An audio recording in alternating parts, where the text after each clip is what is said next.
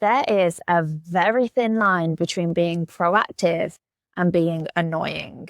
And right now, nobody in your office will tell you which side you're on. Not your manager, not your mentor, and certainly not HR. But here's a subtext. If you don't manage that energy, it doesn't make you a rising star. It makes you a liability. Today, we're fixing that. To clarify, asking questions and seeking guidance, especially if you are new, it's completely fine.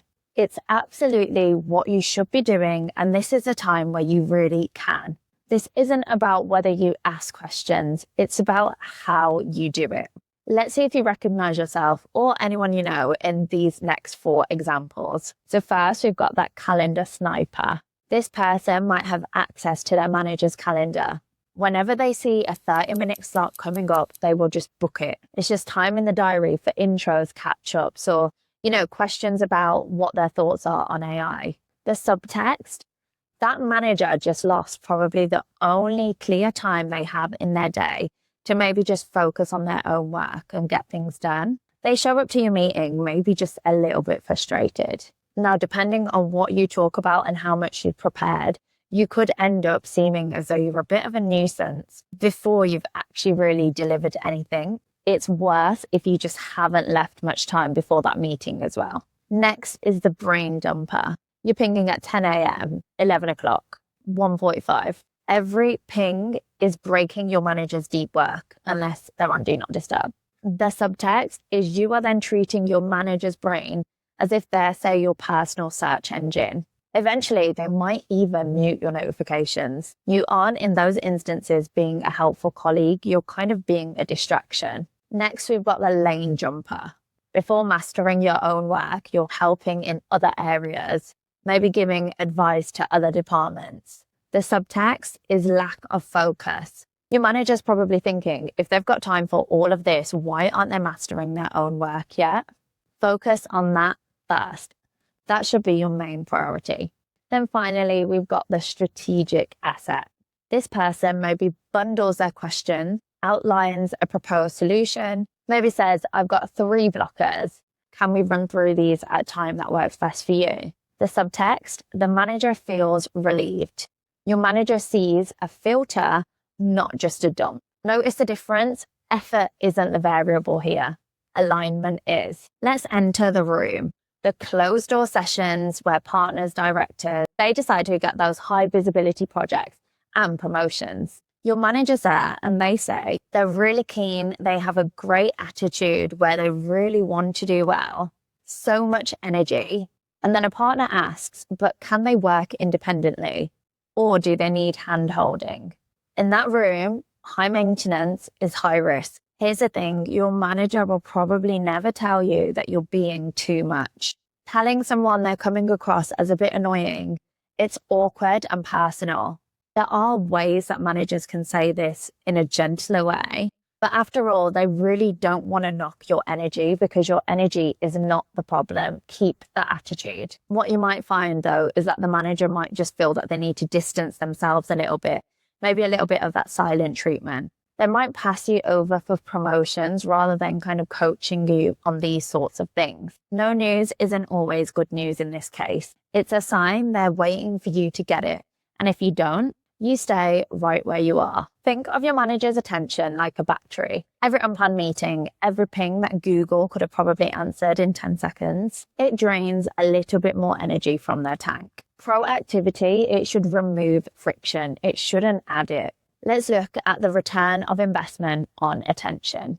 If your proactive suggestion takes 20 minutes to discuss, but it only saves maybe 5 minutes, you've then created a deficit of 15 minutes. That is a net loss for your team, for the business.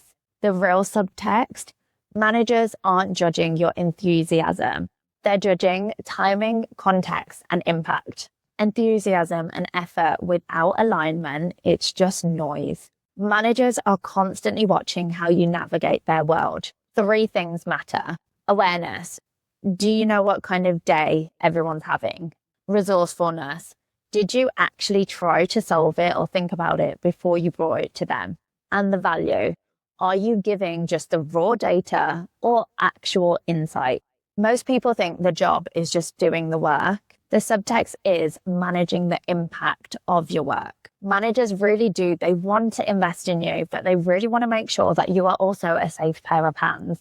If Google could have answered something in 10 seconds, you're not being diligent, you're being a lazy researcher. So how do we shift the subtext in your favor? 2 tactical moves. The next time that you have an idea that you've carefully thought about, say, I've been thinking about X, happy to discuss it in our next one-to-one meeting. I just wanted to put it on the radar for now. This says, I'm giving value, but I'm not demanding your time. You're showing initiative without adding all that noise. Next is the silent reset. If you've realized you have been too much lately, don't over-apologize. Please don't hear this and feel paranoid either. A great attitude really carries you through the start of your career, and that includes asking questions. For now, just calm the pings down a little bit, stop those quick questions and start thinking a little bit more for yourself. Only really ask what is needed, has been thought about, and has also been collated. Give yourself a couple of weeks trying to be self-sufficient and really giving high output. Let that attention battery recharge. Your silence will send the loudest signal. It will say, I've kind of figured it out. Remember, you are meant to ask questions. It's just how you go about it that really makes a difference. I'm not saying kill your drive. I'm saying aim it. Imagine ambitious energy to be, say, a supercar. In the right hands, it's a showstopper. In the wrong hands, it's a crash waiting to happen.